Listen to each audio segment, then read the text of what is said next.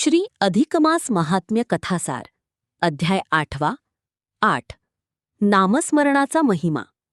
लक्ष्मी म्हणाली, हे नारायणा, या जगात काही माणसे अशी असतात की गरिबीमुळे त्यांना अधिक मासात सुद्धा कसलेही दान देणे अशक्य असते. काही माणसे अशीही असतात की कामधंद्यांमुळे त्यांना अधिक मासात कोणतेही व्रत किंवा नियम पाळता येत नाही. आणि काही अशीही माणसे असतात की त्यांना आजारपण किंवा अशक्तपणा यामुळे या अधिक मासात काहीही तीर्थस्नान सुद्धा करता येत नाही. अशा माणसांनी कोणते पुण्यकर्म करावे ते सांगा. नारायण म्हणाले, हे लक्ष्मी, अशा माणसांकरिता एक अगदी साधा, सोपा आणि सुलभ असा उपाय आहे. तो म्हणजे भगवंतांचे सतत नामस्मरण करणे, कथाकीर्तन, पोथी यांचे श्रवण करणे. नामस्मरण हे पुण्यकृत्य सर्वश्रेष्ठ आहे. भगवंतांच्या सतत नामस्मरणामुळे नारदाला सर्व जगाचे ज्ञान प्राप्त झाले. वाल्याकोळी वाल्मिकी ऋषी झाला. शंकराचा दाह शांत झाला. ही झाली अखंड नामस्मरणाने पावन झाल्याची उदाहरणे. पण आयुष्यात फक्त एकदाच मरतेसमयी केलेल्या भगवंतांच्या नामोच्चारामुळे अजामिळ नावाच्या दुष्ट माणसाचाही उद्धार झाला. म्हणून आजारी किंवा अगदीच अशक्त अशा लोकांनी बसल्या जागेवरच भगवान श्री पुरुषोत्तमाचे राधाकृष्ण नामाचे सतत उच्चारण करीत जावी. या साध्या नामस्मरणाच्या व्रताला कसलाही त्रास किंवा खर्च नाही.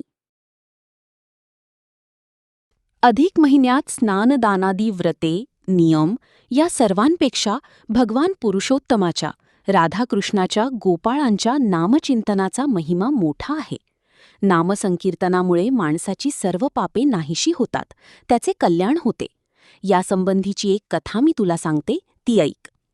नर्मदा काठी भूसूर नावाच्या एका गावात सावित्री नावाची एक स्त्री आपल्या पतीसह आनंदाने राहत होती. तिला हरिनामस्मरणाची आवड होती. येता जाता, उठता बसता, मुखी घास घेताना, घरी दारी, शय्येवरी सतत ती भगवंतांचे चिंतन करीत असे. कोठे कधी काहीही झाले घडले तरी म्हणायची, अहो, ही सारी भगवंतांचीच लीला आहे. तिचा धनी मात्र आगळाच होता. त्याला देवापेक्षा पैसाच श्रेष्ठ वाटायचा. धन असले तरच मन प्रसन्न असते. श्रीमंत माणूस हाच देव ठरतो. त्याला समाजात मान सन्मान, संसारात सुख आणि सदैव धनलक्ष्मीचा सहवास घडतो. म्हणून भगवंतांपेक्षा लक्ष्मीची, धनाचीच तो सतत आराधना करीत असे. धनप्राप्तीसाठी सारे कष्ट करीत असे. बरे मिळालेले किंवा मिळवलेले धन तो कधीही खर्च करीत नसे.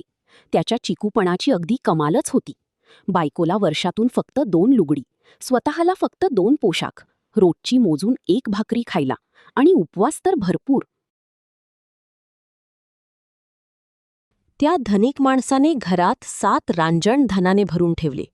ते पाहून सावित्री म्हणाली, पोटी एकही संतान नाही, मग या धनाचा उपयोग काय?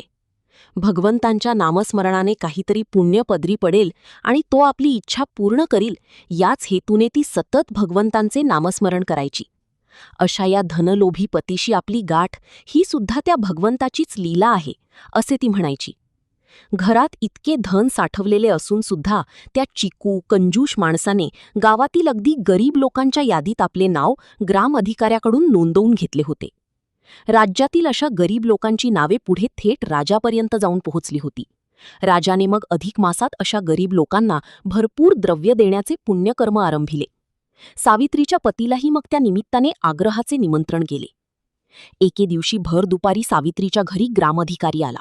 त्याने तिच्या पतीला राजाचे निमंत्रण दिले. पण त्यावेळी सावित्रीचा पती कुठेतरी धनप्राप्तीच्या कामासाठी परगावी गेला होता. तेव्हा त्याची पत्नी त्या ग्रामधिकाऱ्याला म्हणाली, आता लवकरच माध्यांनी ते परत घरी येतील, तेव्हा मी तुमचा निरोप त्यांना सांगते. ठीक आहे, पण आल्याबरोबर ताबडतोब त्यांना पाठवून द्या, कारण येथून सुमारे 2 कोसांवर मोठे सरकारी अधिकारी गोरगरिबांना राजाकडून आलेले भरपूर द्रव्य दान करणार आहेत. तेथे रामपूरच्या मठात रंगनाथ स्वामींना भेट म्हणावे, असे सांगून तो सरकारी ग्रामधिकारी निघून गेला. थोड्याच वेळात सावित्रीचा पती परगावाहून घरी आला. येताना रस्त्यातून सरपणाचा भार डोक्यावर घेऊन तो आला होता. त्यामुळे तो अगदी घामाघूम झाला होता. भार अंगणात टाकला तेवढ्यात सावित्रीने ग्रामाधिकाऱ्याचा तो निरोप त्याला सांगितला. अरे वा, छान झाले. पाहिलेस सावित्री, लक्ष्मीचा हा प्रताप आहे बरे. अगं, पैशाकडेच पैसा ओढला जातो. मला गेलेच पाहिजे. हा पहा, निघालोच. असे म्हणत आल्या पावली तो लगबगीने परत निघाला. अहो पण पाणी तरी प्या की, थांबा थोडे. सावित्री खूप आग्रह करीत होती, पण तिचा नवरा काही ऐकायलाच तयार नव्हता. तो म्हणाला, छे छे, आता पाणी वगैरे काही नको, मी चाललो. तरीही सावित्रीने दुधाने भरलेली झारी झटकन घरातून आणली आणि पटकन पतीच्या हातात बळेच दिली. आता रस्त्यात तरी हे प्या आणि तहान भागवा, असे ती म्हणाली. पण तिचा पती मात्र जास्त वेळ न थांबता हातात ती झारी घेऊन भराभर चालत गावापासून दूर गेला. 2 कोस म्हणजे अर्धा योजने अंतर चालत जायचे होते त्याला. त्यातच उन्हाळ्याचे दिवस होते ते. तहानेने त्याचा जीव कासावीस झाला. मग एका झाडाखाली तो थांबला आणि त्याने झारी तोंडाला लावली. तोच, अरे रे, हे पाणी नाही, हे तर दूध आहे. चांढाळणीने पाण्याऐवजी हे दूध दिले वाटते. असे म्हणून त्याने रागाने तोंडातील दुधाची गुळणी फेकली. या दुधासाठी बायकोने उगाच जास्त खर्च केला याचा त्याला राग आला होता. तो उठला. जवळच एक भले मोठे वारूळ होते. तो त्या वारुळाजवळ गेला आणि त्याच्या छिद्रात झारीतील सारे दूध त्याने ओतून दिले. वारुळात दूध गेले तोच एक विलक्षण नवल घडले. फुसकारा मारून एक भला मोठा भुजंग त्या वारुळातून फणा काढून बाहेर आला आणि मनुष्यवाणीने तो भुजंग म्हणाला, हे पुण्यवान पुरुषा, अशा ऐन इन्हाच्या वेळी तू हे दूध मला पाजलेस. मी तुझ्यावर प्रसन्न झालो आहे. इच्छा असेल तो वर तू माग. तो प्रकार पाहून सावित्रीचा पती दचकला. डोळे फाडून त्या भुजंगाकडे पाहू लागला. त्याचे ते शब्द ऐकून गोंधळून त त प प करीत तो म्हणाला, हे शीश महाराज, माझ्या बायकोनी पाण्याऐवजी ही दूध मला दिले होते. तेच मी तुम्हाला न कळत दिले. तेव्हा तो भुजंग म्हणाला, हेच ते. तुझी बायको पुण्यशील आहे. ती सतत भगवंतांचे नामस्मरण करते. माझ्या देवाचे चिंतन ती करते. यापुढे मी असा वर देतो की तुझ्या पत्नीच्या हातून सहस्त्र भोजने घडतील. तू साठविलेले धन अन्नदानात खर्च करून टाक. ते संपल्यावर पुन्हा मी तुम्हाला धन पुरवीन. तुम्हाला कधीही काहीच कमी पडणार नाही.